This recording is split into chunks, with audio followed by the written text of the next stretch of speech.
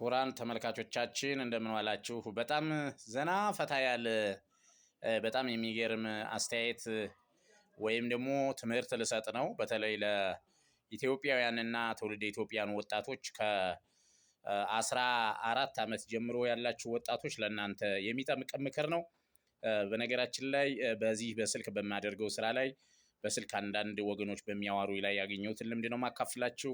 እኔም ተዚህ ቀደምም ሪሰርች እና ጥናት አድርጌ አውቀዋለሁ። ግን አሁን ነገሩን ችግሩን ሳየው ክብደቱና ግዝፈቱ በጣም አሳሳቢ የሆነ ስላየሁት ስለዚህ ወጣቶችን መምከር ፈልጋለሁ። ወጣቶች ምንድነው የምመክራችሁ? አንደኛ የሴክስ ፊልም ማየት ፈጽሞ አደገኛ ነው። የሴክስ ፊልም ማየት ብልትን እንደዚህ አንቆ እንደ መግደል ይቆጠራል። አንደኛው ችግር እሱ ነው።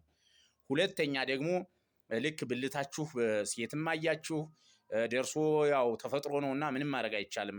ሊያሳፍረንም አይገባም። የብልት መቆም የብልት የሴክሹዋል ፍላጎት ተፈጥሮዊ ነው። ምንም ጥያቄና መልስ የለውም። የሚያሳፍርም ግሩም የሚያሰኝም ነገር አይደለም። እግዚአብሔር የሰጠን ጸጋ ነው። ከእግዚአብሔር የወረሰነው ሀብት ነው። ከእግዚአብሔር የወረስነው መልካም ነገር ነው። እኔ መጥፎ ነው አልልም። ለምን መድኃኔዓለም ኢየሱስ ክርስቶስ ሴቶችን እንዳንለያቸው እንድንወዳቸው የሰጠን ያጎናጸፈን ጸጋ ስለሆነ በዚህ መንገድ እንየው። ስለዚህ ልክ ብልታችሁ በሚቆምና በሚፈልግ ሰዓት የምታደርጓቸውን ነገሮች ነው የምናገረው። በሁለተኛ ደረጃ ብልታችሁ በሚቆም ሰዓት እንደዚህ በእጃችሁ ምናምን እንዲረጭ ማድረግ ወይም ፍላጎታችሁን ስሜታችሁ እንዲመጣ ማድረግ እሱም እንደዚህ ብልትን እንደዚህ ጉሩምቦውን አንቆ ሲጥ እንደማድረግ እንደመግደል ነው የሚቆጠር። ይህም በጣም እጅግ በጣም አደገኛ ነው። ወጣቶች በተለይ ከ14 ዓመት እስከ 30 ዓመት ያላችሁ ሰዎች እባካችሁ በህግ አምላክ አቁሙ። በነገራችን ላይ በነፍስም ኃጢአት ነው። ይሄም በነገራችን ላይ በእግዚአብሔር ዘንዳም ኃጢአት ነው። ይሄ አይመከርም። ሌላኛው ብልታችሁ ሲቆም የምታደርጉት ምንድነው?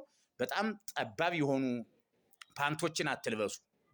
ሰፊ ፓንቶችን ለብሳችሁ እንደዚህ ተንጋላችሁ በዚህ ተተኙና ምንም ፓንት ሳትታጠቁ ብቻ ለእግራችሁን ሰብሰብ አድርጋችሁ ብርድ ልብሱን ከፍ አድርጎ እንዲይዘው አድርጋችሁ እንደፈለገው ፍሌክሲብል እንዲሆን እንደዚህ እግራችሁን ከፍት አድርጋችሁ እንደፈለገው እንዲንቀሳቀስ አድርጋችሁ ከዚያ በኋላ ያን ነገር ለመርሳትና በራሱ ጊዜ ንፋስ ሲያገኝ እንዲወድቅ እንዲመለስ ወደ ነበረበት ነው መርዳት ያለባችሁ። እንደዚያ ከሆነ ልክ ከሴቶች ጋር በምትገናኙ ሰዓት ፍላጎታችሁ ባለበት ይቀጥላል ማለት ነው።